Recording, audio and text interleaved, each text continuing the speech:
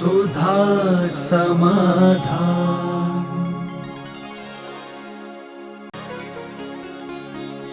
नमोस्तु गुरुदेव। वर्तमान में सबसे प्राचीन जैन प्रतिमा कौन सी है? वर्तमान में प्राचीन प्रतिमाओं के संबंध में तो अभी कोई विशेष रूप से सबसे बड़ी जबलपुर में शास्त्रोदय तीर्थ हनुमान ताल में विराजमान आदिनाथ भगवान की मूर्ति है मेरी दृष्टि से। बाकी ब्रिटेन इंग्लैंड के अंदर आदिनाथ और महावीर स्वामी की एक ही पत्थर में बनी हुई मूर्ति वहाँ के म्यूजियम में रखी हुई है, जो 2000 वर्ष से भी बहुत प्राचीन बताते हैं। तो अब पुरातत्व के हिसाब से तो हमारी सबसे प्राचीन मूर्ति इंग्लैंड में है, ब्रिटेन के म्यूजियम में रखी है। और हमारी दृष्टि से तो सबसे प्राचीन मूर्ति का स्थिति जबलपुर में हनुमान ताल मंदिर में है। नमोस्तु गुरुदेव। संस्कार रोपण हेतु जैन शिक्षण संस्थाओं में बच्चों की अधिक उपस्थिति के लिए हम क्या प्रयास करें? कृपया मार्गदर्शन करें। किसी भी चीज में सफलता पाने के लिए आलोचना सुनने की पहले हिम्मत हो और एक शौक होना चाहिए कि लोग मेरी बुराई करें,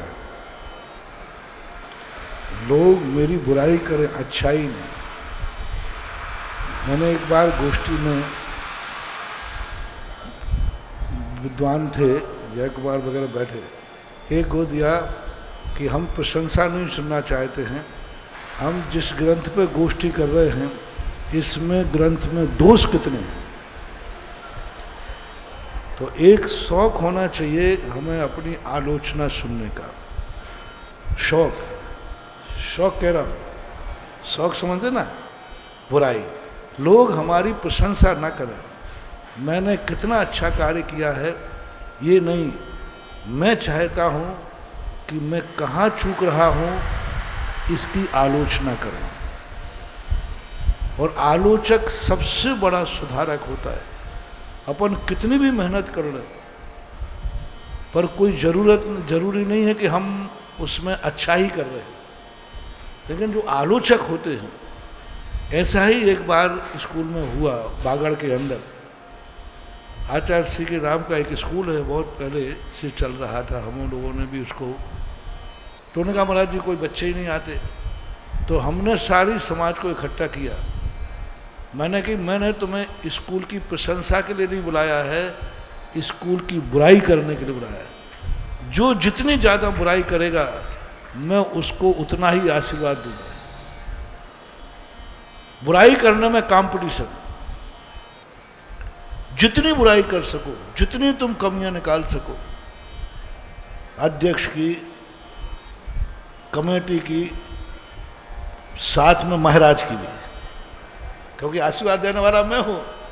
मैंने खुली किताब रखता हूं, आप जम के आलोचना करो, और यदि बोल नहीं सकते हो तो आप लिख के दो। लिख कर देने में डर है, चुपचाप पर्ची को यहां गुल्लक में डाल दो। प्रशंसा नहीं लिखोगे, बुराई लिखोगे।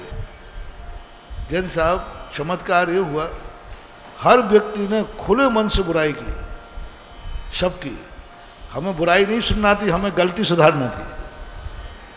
उन बुराइयों को, इस स्कूल में ये है, इस स्कूल में ये है, इस स्कूल में ये है, हमने फिर सबको बुलाया फिर से जिनने बुराई की थी। मैंने कही जो जो तुमने बुराइयां की हैं, यदि वो मैं सारी सुधार दूं तो।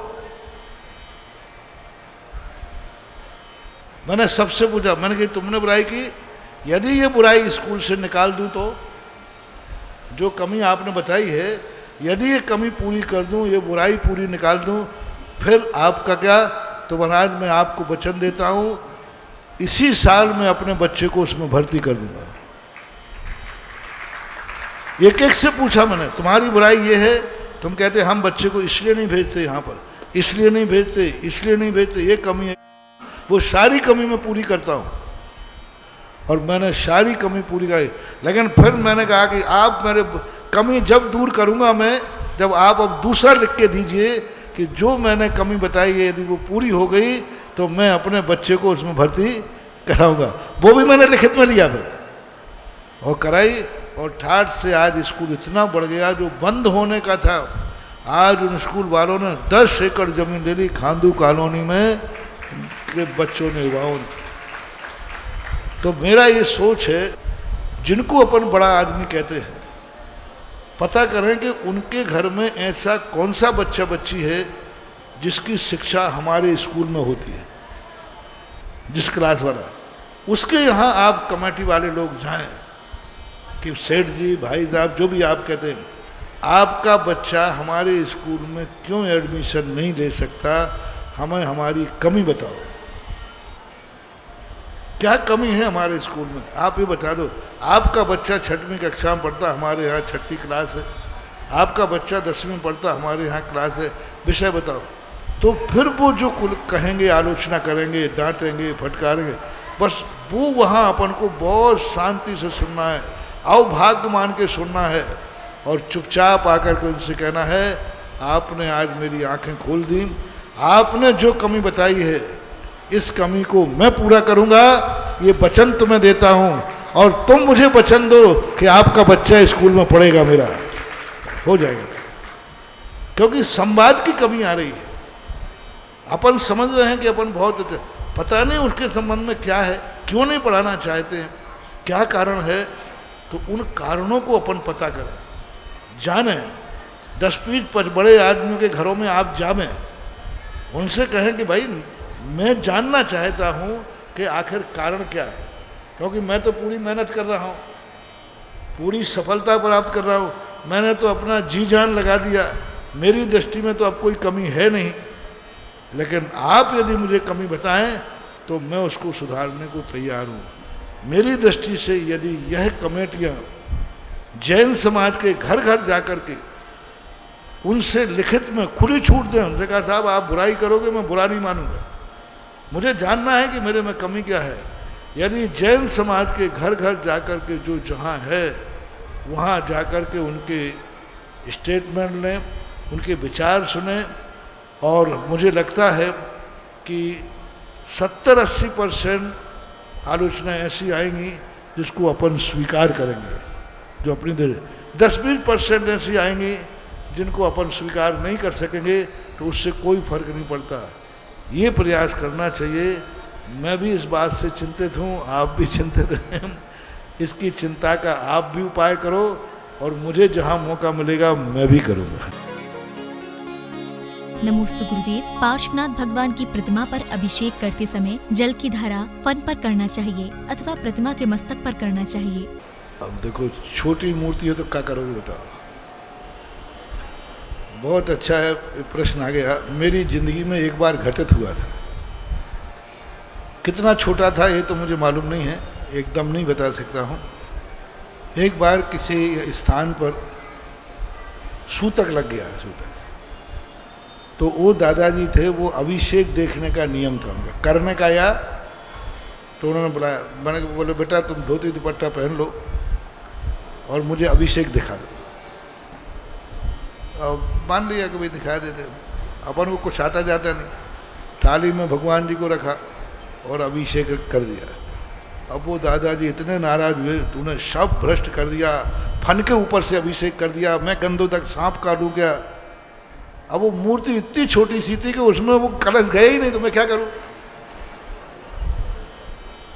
तो मैंने ऊपर से कर दिया, वो बहुत नाराज हुए। अब मैं घबरा गया, मैंने कि जिंदगी में पहली बार लेकिन उस समय भी बुद्धि काम कर गई। तो मैंने कहा दादाजी ऊपर के फन पे डाल दिया तो फन आ गया, ये नीचे चिन्ह में भी तो सांप बना है, इस पे भी तो जाएगा। तू बहस करता है छोकरा होकर, मुझे बताता। अब बताओ मैंने क्या गलती कर दी भाई, ऊपर सांप बना तो नीचे भी बनाया कि नहीं, मैंने उस पर कैसे बचाऊंगा ये बताओ, तू बहस करता है। तो मेरे मन में उस समय अभी अकल आ गई थी, देखो इतनी, मैंने कही बड़ों से बहस करना ठीक। तो मैंने कही दादाजी रुको, गलती हो गई, आप क्लेश मत करो। मैं दूसरी थाली लाया, भगवान को बैठाला, भगवान की मुंडी टेढ़ी की, अभी भी ध्यान आ गया, यूँ फन पकड़ टेढ़ा किया, और यूं डाला, दादाजी ये गंधोदक तुम ले ले। अब बोलो कहां से अभिषेक करूं? ये सब बातें कोई मायना नहीं रखता। कायदा से सिर से अभिषेक होना चाहिए। अब यदि छोटी मूर्ति है, ऊपर हो भी गया, लक्ष्य मत रखो कि मैं फन पे से अभिषेक करूंगा, लेकिन छोटी मूर्ति है तो अब उसको करोगे क्या? तो ये है, फन के ऊपर से रख करने का भाव मत करना। यदि हो गया जाता है तो उसको दोष भी नहीं मानो। नमोस्तु गुरुदेव। प्रतिकूल समय में अनुकूलता का भाव कैसे रखें? मैंने कहा ना, बड़े आदमियों से अपने काम मत कराओ, बड़े आदमियों को सूचना दो। मैंने परसों कहा, सूचना दो मैं इस संकट में हूं, और ये भी कहो कौन सा संकट है। आपके नाम लेने से तो बड़े बड़े संकट टल गए, ये मत कहना मेरा भी टल जाए। ये कह रहा थी भक्ति, आप महान हैं, आपाद कंठ मोरु संखल वेष्टितांगा, गाढ़म बृहन निगट कोटि निकृष्ट जंगा। तो रांगे तो नाम मंत्र मनुष्य सद्या भवंती, विगत बंद भया भवंती, सद्या विगत बंद भया भवंती। हे भगवान, आपकी महिमा, ऐसी बड़ी बड़ी बेड़ियां डाल दी, बहुत बड़ी बड़ी। आपाद कंठ मरु संकट वेष्टितांगा, यहाँ गले में, सीने पे, कमर में, पैरों पे, और वो बेड़ियां कैसी हैं जिससे चलने पर वे नुकीली है, जिससे पैरों की चलने से जंगाएं छिल गई हैं। ऐसी बेड़ियां भी जिस दिन आपका कोई नाम ले लेता है तो वे सद्या विगत बंद भया भवंती। अब ये मत कहना भगवान मेरी तोड़ दो, ये मत कहना। ये है भक्ति। आपके नाम में इतनी ताकत है कि ये बेड़ियां तो क्या काम है, ऐसी ऐसी बेड़ियां भी टूट जाती हैं। बस इतना ही कहना काफी है। इतना कहोगे तो ये आपने अपनी बेड़ी तोड़ने का कहा है कि भगवान की महिमा बताई है। महिमा बताइए कि आपके नाम में ऐसी ताकत है कि बड़ी बड़ी बेड़ियां क्षण मात्र में कट जाती है। कोई कहे तुम अपनी बेड़ी कटवाना चाहते? नहीं नहीं, मैं तो भगवान के नाम की महिमा गा रहा हूं कि आपके नाम में ये है, बस यहीं चुप हो जाना। आगे महाराज जी भगवान अब मेरा नहीं, ये गलत हो गया। एक भक्ति ये है। दूसरा, यदि इतने में तुम्हारा मन संतुष्ट नहीं हो रहा हो, इतने में तुम्हारा मन कह रहा हो कि नहीं इतने मात्र से तो मेरी बेड़ियां नहीं टूटेंगी, पता नहीं भगवान ध्यान दे रहे हैं कि नहीं दे रहे, तो सूचना दे दो। सूचना देने का अर्थ है भगवान मैं इस संकट में हूं, मेरी ये परेशानी है, मुझे ये सहन नहीं हो रहा है। बस ये मत कहो कि मेरा संकट दूर कर दो, सूचना दे दी ना, बस खत्म हो गया। आगे किसका काम है? आप जानो प्रभु, मेरा काम तो आपको सूचना देना था, मैंने दे दी। पूज्य आचार्य महाराज ने बहुत गजब की एक पंक्ति लिखी इसी बात को, भक्त को कितना काम करना चाहिए। नर्मदा के नरम कंकर में उन्होंने 4 लाइनें हैं, बहुत महत्वपूर्ण, सारे प्रश्न के जवाब मिल जाएंगे।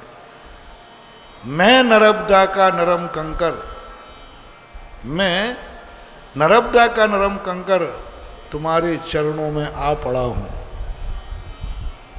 मेरी कितनी औकात थी, मेरा कितना पुरुषार्थ था, मेरी एक ही तमन्ना थी कि मैं तुम्हारे चरणों तक, बस इससे ज़्यादा मेरी कोई ताकत नहीं है। आगे देखो, मैं नर्मदा का निरंकर तुम्हारे चरणों में आ पड़ा हूं, चाहो तो मसल के धूल में मिला दो, चाहो तो गढ़कर मूर्ति बना दो, ये फैसला तुम्हारे हाथ में है। चाहो तो मसल के धूल में मिला दो, मैं नहीं कह रहा हूं कि धूल में नहीं मिला, हम मसल के धूल में मिलाओगे तो भी मेरे अभाग्य हैं, धूल गिरेगी तो आपके चरणों में। और चाहो तो मेरी गढ़ के मूर्ति बना दो, ये निर्णय आपके हाथ में है। मैं नर्मदा का नरम कंकर तुम्हारे चरणों में आ पड़ा हूं। अब देखना, ये है सच्ची भक्ति। आप देखना गलत भक्ति हो रहा है, भगवान धूल में मत मिलाना, धूल में मत मिलाना, मेरा उद्धार करो, मेरी मूर्ति बनाओ।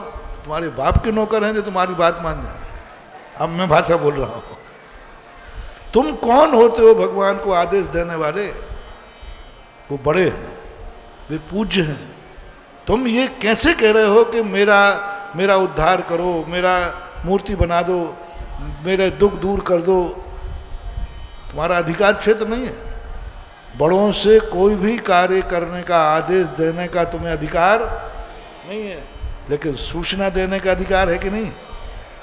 अपनी सूचना दो और भगवान की महिमा को इस ढंग से आप व्यक्त करो कि उसमें तुम्हारी महिमा, तुम्हारी व्यथा भी आ जाए।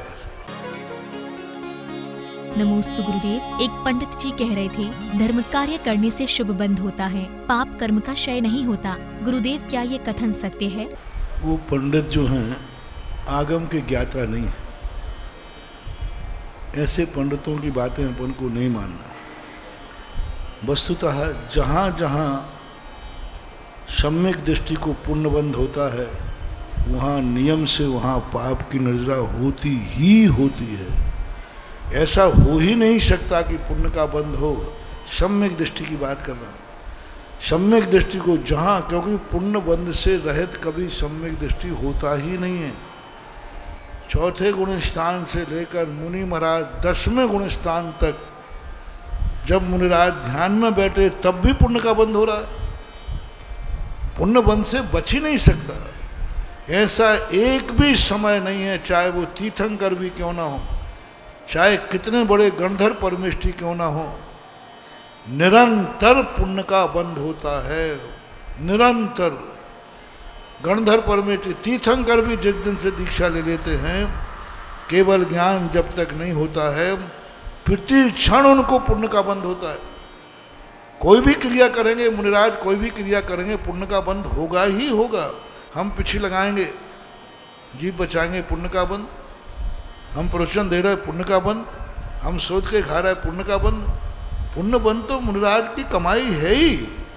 इसलिए ऐसा कहने वाले पंडितों को अकल जब आएगी, जब मरते समय भी उनका इतना पुण्य भी नहीं बचेगा कि वो नमोकार मंत्र भी पढ़ सके, तब पता चलेगा पुण्य का बंध है। अपन को कभी इस बात में नहीं पड़ना। पुण्य का बंध हो रहा है, होने दो। नियम से पाप की निर्जरा हो रही। सुधा समाधान।